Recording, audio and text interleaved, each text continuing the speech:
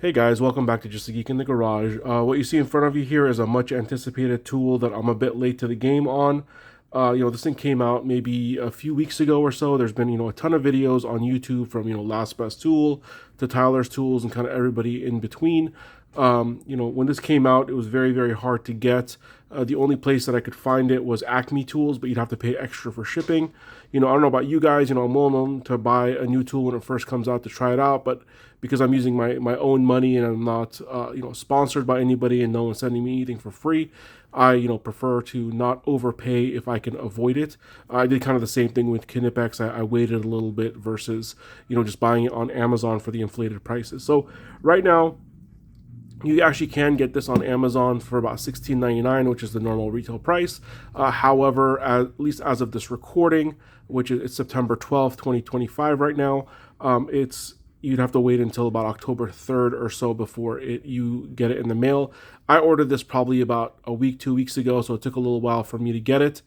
But again, I just wasn't willing to pay a little extra just for to get it expedited and have it, a week or two early.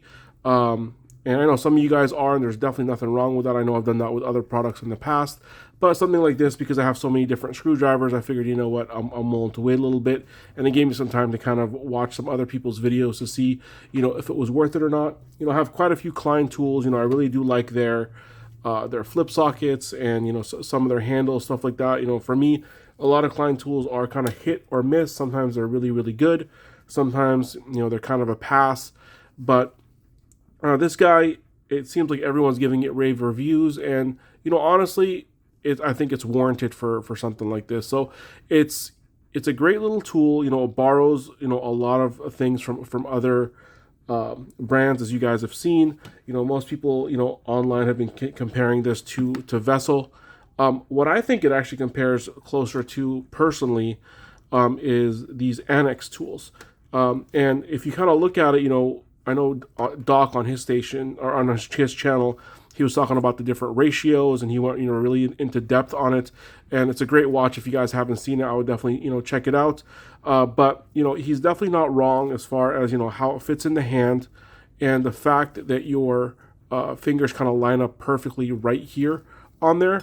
Where I know on the vessels, for me at least, when I go, like I kind of have to bring my fingers back a little bit in order to get to this rubber knurling here.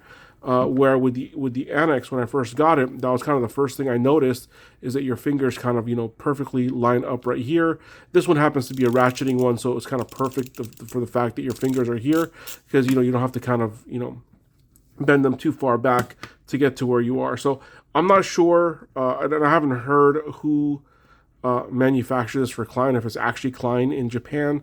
It's definitely a made in Japan tool, but this thing is definitely interesting. For me, I've made a few videos on, a lot of different Vessel and Annex and Japanese tools, kind of talking, and I made, a few different kind of Franken-style tools where I took, for example, this guy, added the metric flip sockets and said, hey, you know what, this right here, I can do a lot of different work with. And the fact that it's ratcheting is just, a bonus. So, for me, when I saw this guy, I immediately thought, I got to get this thing. I wish it was ratcheting. Hopefully they're in the works of maybe doing a whole line of these kind of tools. That would be great. The way it goes in definitely is a little bit better than the normal, the Vessel. Where these ones just kind of just go in, they're held kind of by a magnet and friction, and I believe there's a ball detent in here as well, but it holds it very well, very little slop regardless of what kind of bit that you use. This one definitely adds a little bit more functionality to some of the bits that you can use with it that you can't necessarily use with the Vessel, or the Annex or any of the other ones. So Tyler's Tools definitely has a great video kind of going over this with the different bits, and then he has a video where he shows this tank through as well with a ton of different attachments. So definitely check those out if you guys haven't seen them already. But this one works a little bit differently.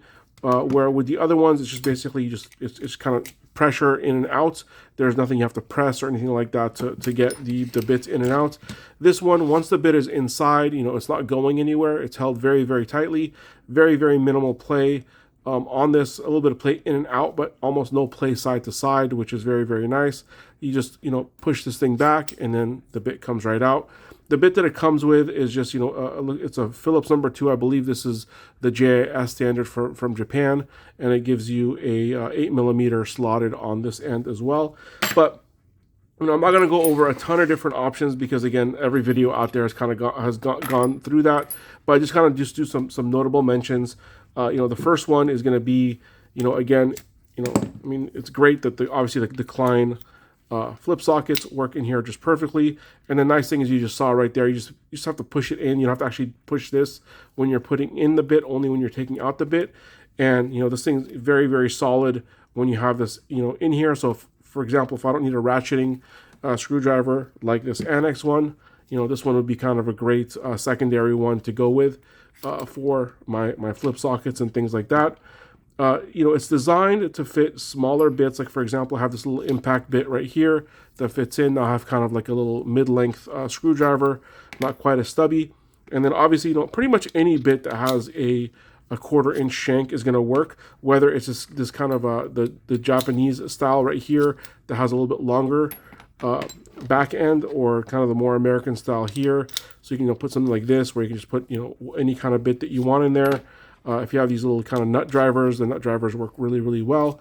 One thing that I did find interesting, however, is, you know, if you're grabbing just your traditional kind of, you know, just these 1/4 inch bits right here that you would typically put into something like this, you know, that's not going to work in here because, you know, it's going to just fall kind of right through. However, ones that have a little bit of a lip on there, like something like this 1/4 inch adapter for sockets, actually when you put it in there, it actually grabs it and it stays in there.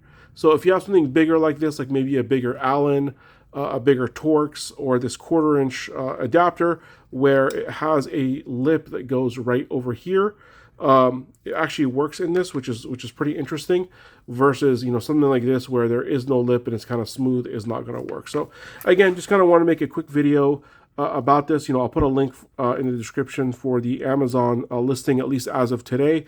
You know, it's definitely a hot seller, so it's a couple of week wait if you're ordering it.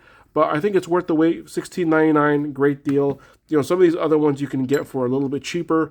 You know, I think the Vessel, the one without the striking cap, is about $13 or 12 or 13, and to get it with a few bits is a little bit more than that.